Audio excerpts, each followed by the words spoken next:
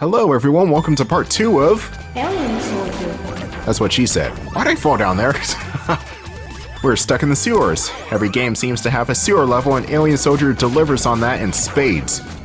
And not only will you get more bosses, but you'll get more bosses. A lot of bosses.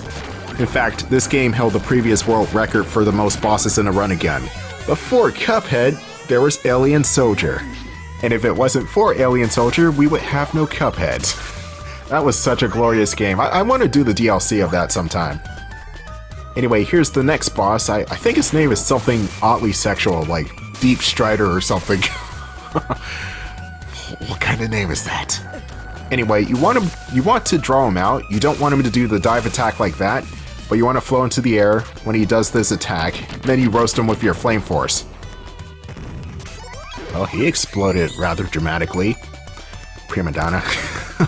Anyway, time to move on. Ow, fuck. I think it's impossible not to get hit in this game.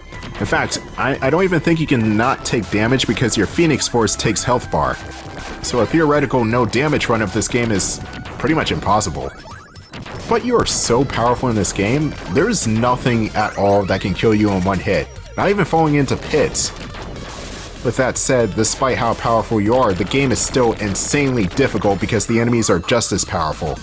Some attacks deal massive amounts of damage, and you are given little to no iframes. You can circumvent this by doing a zero teleport, which completely dodges around the bosses, which some people may actually find like the dodge rolls from the Souls-like games. And yes, I know people compare everything to Souls and it's kind of annoying, but this game is pretty much a prototype to those games, if you really think about it. Invincible dodge roll, a lot of bosses that are insanely difficult and will take a lot of pattern recognition to even get through.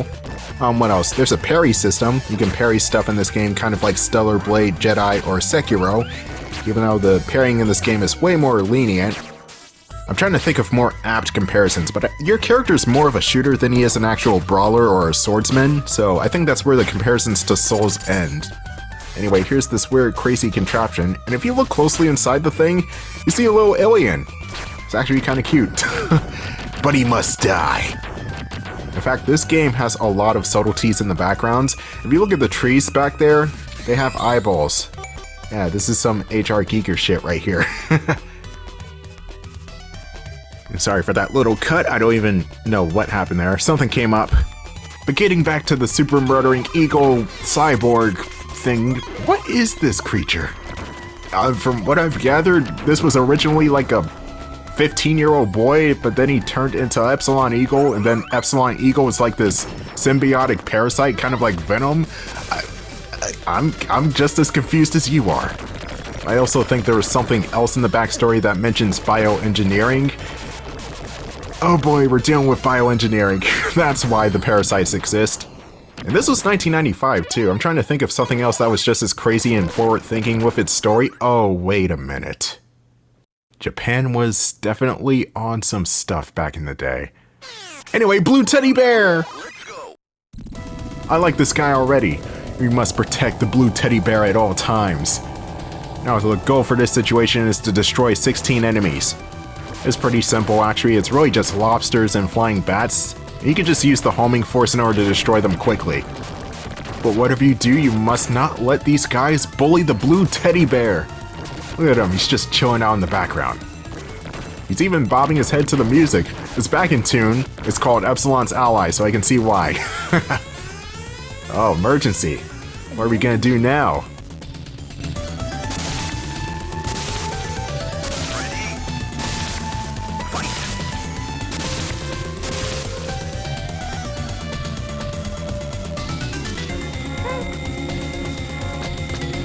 Oh my god, you just killed Blue Teddy Bear, you bastard!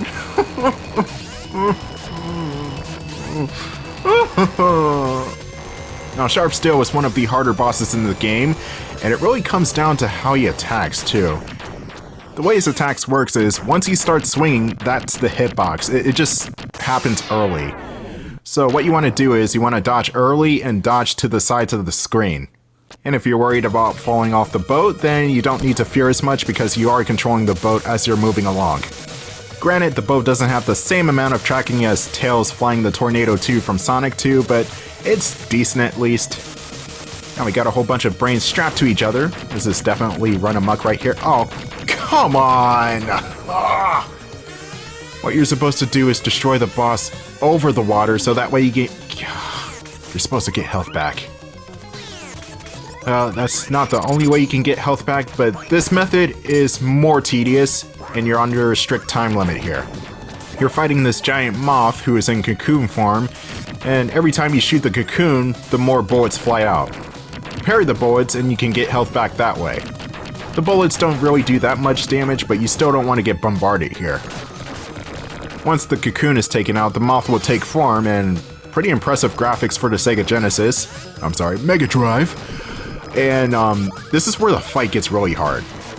And it's not because the moth is hard or anything. Well, I mean, he's still hard, but he is at least manageable. It's the time limit.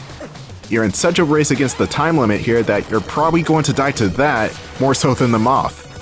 It's insane. And it also doesn't help that the moth is a moving target, so shooting it's not really helpful that much. Though the Phoenix Force is definitely helpful, that's for sure. Ow. I did say earlier that there is nothing in this game that can truly kill you in one hit. And then I look at the time limit and I'm like, yeah, that is partially true, but I also don't count the time limit as an actual threat. That's just an arbitrary means of difficulty left by the arcade days. It's not like you suddenly explode if you miss a deadline from work. I mean, your boss might explode, but you won't. So yeah, the time limit is definitely the worst part of this game. You take it out, then this is instantly a 10 out of 10. And I do think that highly of Alien Soldier, I really do. I would give this game a 10 out of 10. And speaking of elements I hate, darkness gimmicks. Though Alien Soldier does the darkness gimmick right. You can use your weapons to light up the whole area, and depending on the weapon type, the area will glow a different color. So this part is strangely a precursor to real-time lighting used in modern games if we really think about it. Anyway, here's the next boss, Victor. I don't know why this boss is called Victor. That's really the most plain name I can think of for a boss in this game. The brain belonged to a Russian guy, I guess. I don't know.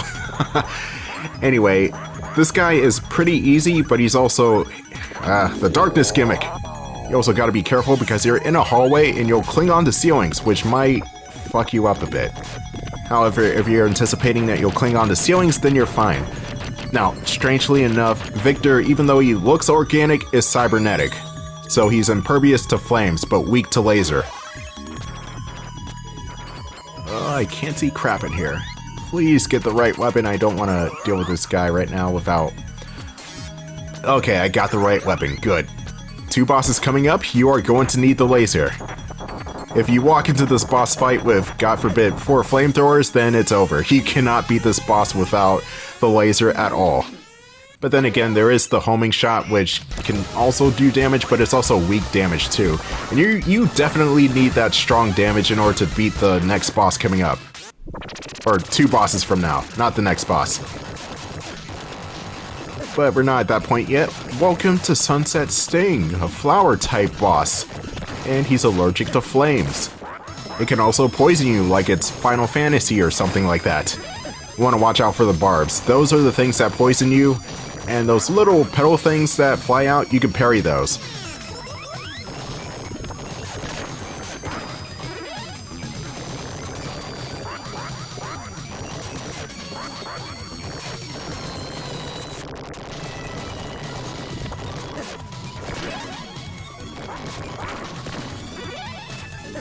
Ah, damn it, I could have ended the fight right there. It doesn't matter, he's almost dead anyway, so who cares? Now, starting with this boss, there's going to be a slightly short stretch where there's nothing but bosses. You just go from boss to boss. So you better conserve your health, otherwise it's bad news bear. Ah, blue teddy bear. Why did you have to die so soon?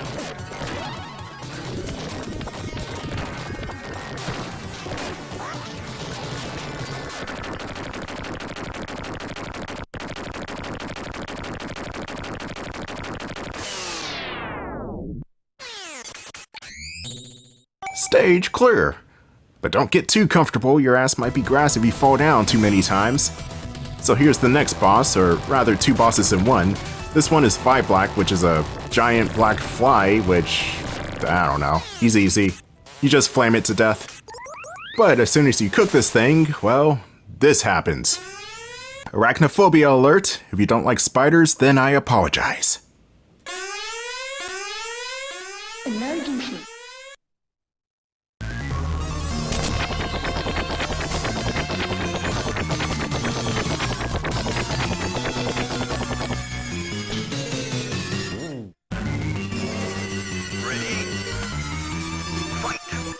It moves like a spider, alright. Holy crap, that is honestly the most realistic 16-bit spider I've ever seen. But that's besides the point. Meet the Backstringer. He could potentially be one of the harder bosses in this game, but there is a trick to him.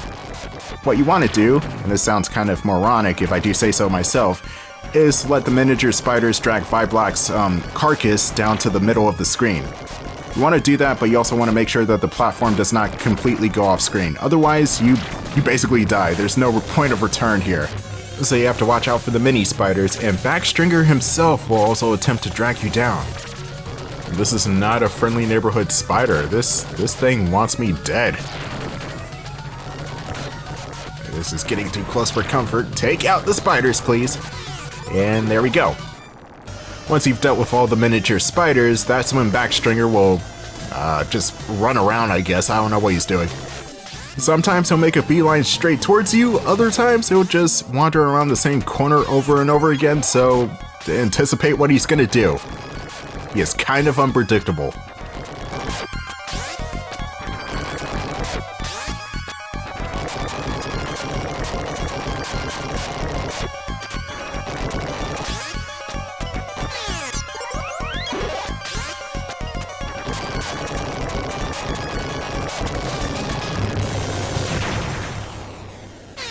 Even the music was going hard. It was like, oh god, there's a spider in the room. Anyway, here's the boss of all bosses, Epsilon 1. And I did make sure I am getting the bosses and the characters right. This is indeed Epsilon 1. We are playing as Epsilon 2.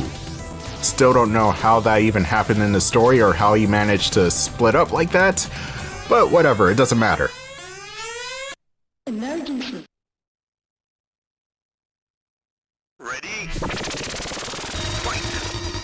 Now, I will say that Epsilon 1 is the single most hardest boss fight in this game, but there is a strategy to take him down quickly. There is also a strategy to avoiding that downwards rain attack, which does tremendous amounts of damage, and it's to stay in one spot and then just run over to where he's vulnerable at. That's it. You don't want to dash because you'll still get caught up in the rain attack. That was one of the many things I had to learn when I was going through this game for the first time in 2018. It was not to dash during this boss fight, at least when it comes down to that laser attack. In fact, this game is very memorization heavy, so yeah, don't feel bad if you die a lot.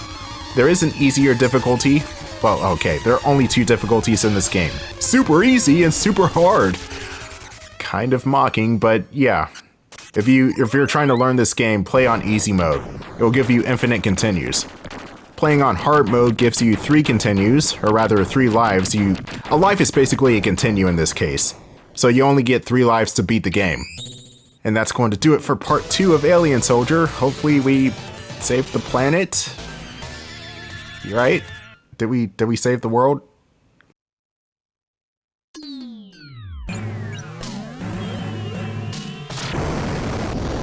No!